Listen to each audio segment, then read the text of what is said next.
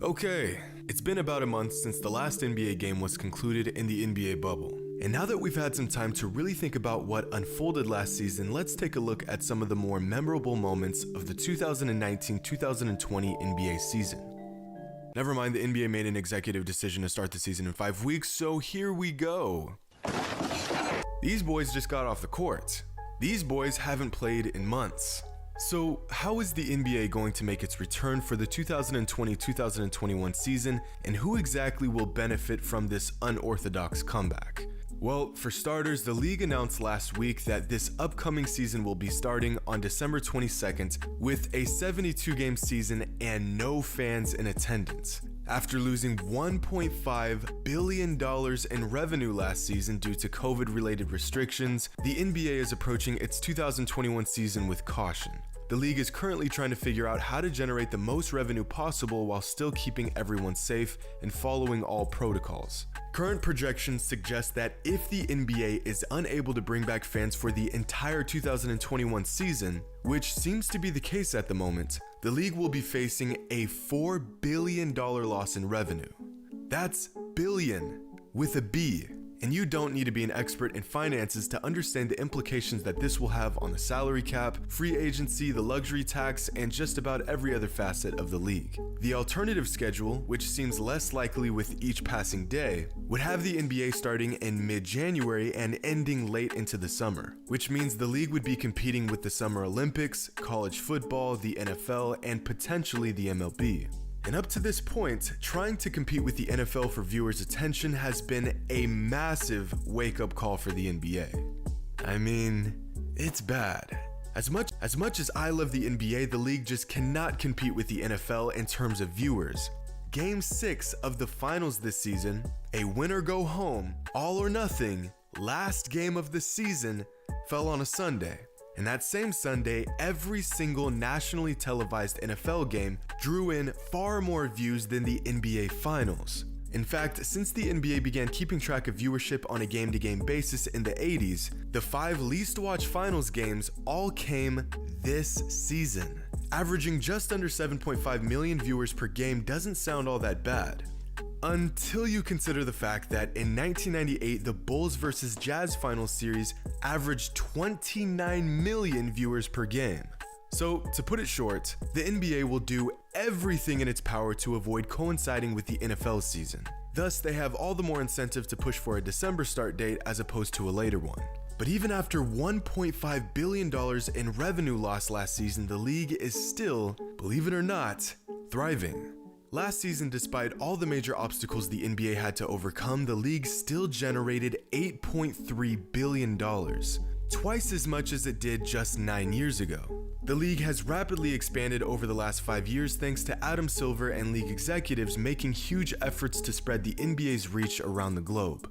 So, if you've ever wondered why players like Nicholas Batum, Chandler Parsons, and Otto Porter are making more money than a prime Kobe Bryant, it's because the league as a whole is making vastly more money than it did 13 years ago. And yes, Kobe's salary is adjusted for inflation. Before factoring inflation, this entire chart is just painful to look at.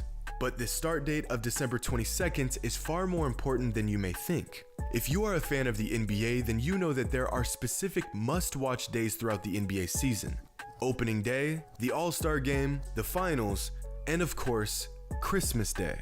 Some of the most memorable moments in league history took place on Christmas, and fans are always ready to tune in on this special day.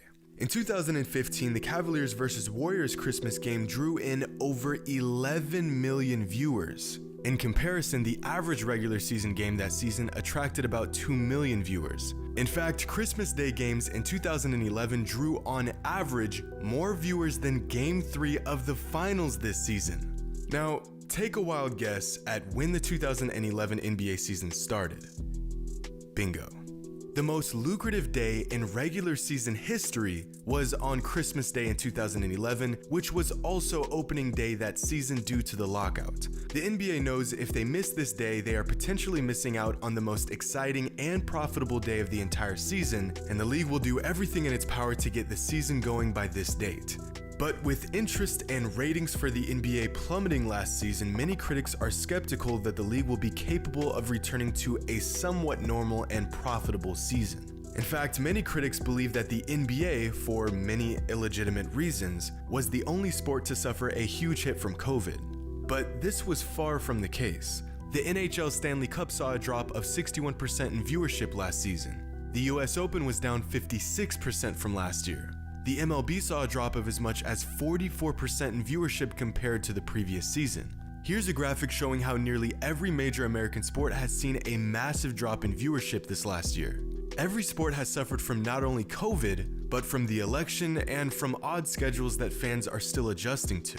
So, with the league returning just 10 weeks after the conclusion of the finals, how will teams and players have to adjust, and who exactly benefits from this extremely unusual circumstance? Well, teams that made deep run in the playoffs last season are basically getting shafted, and some players are not happy about it. Most off-seasons last about 120 days, which means by the time the season starts on December 22nd, half of the league will already have a full off-season under their belt, and the bottom 6 teams in the league will have not seen an NBA game in 9 months, or about 2.5 off-seasons worth of days. Even more startling is how long it's been since we've seen some NBA stars. By the time the season returns, it'll have been over a year and a half since we last saw Kevin Durant and Klay Thompson play.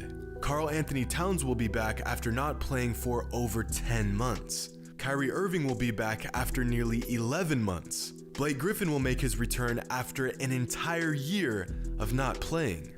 And then, there's the king of hiatus, the emperor of the offseason, the mogul of missed time, my man John Wall, who went from an NBA All-Star to not playing an NBA game for 2 whole years. 2 years.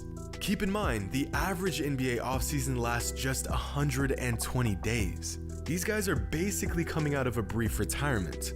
Meanwhile, the Heat, the Lakers, and a 35-year-old LeBron are forced to bounce back from a prolonged season in just 72 days.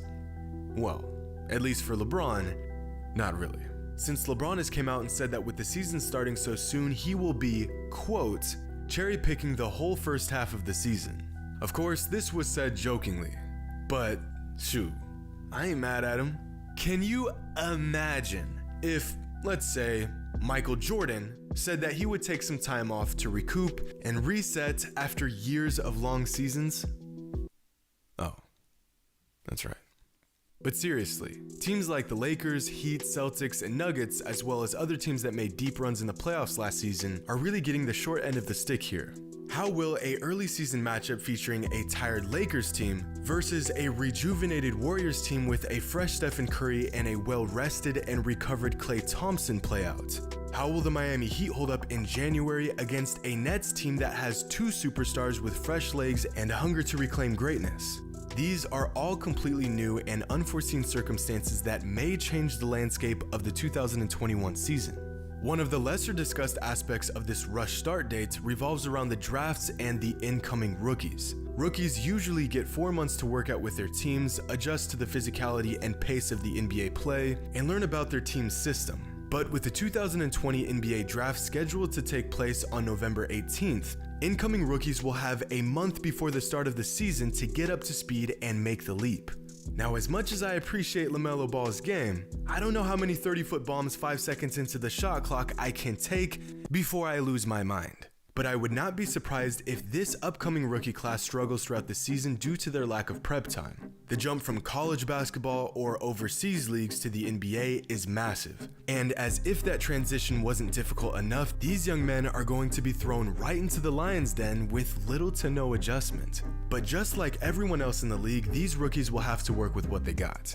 An odd and surprisingly early start date to a season that may or may not go as planned. But with the way the NBA swiftly handled the bubble in Orlando, I have no doubts that this upcoming season will be amazing. The league now has more parity than it's had in years. The Lakers, Clippers, Bucks, Nuggets, Warriors, Celtics, Heat, Nets, they all have a shot this next season.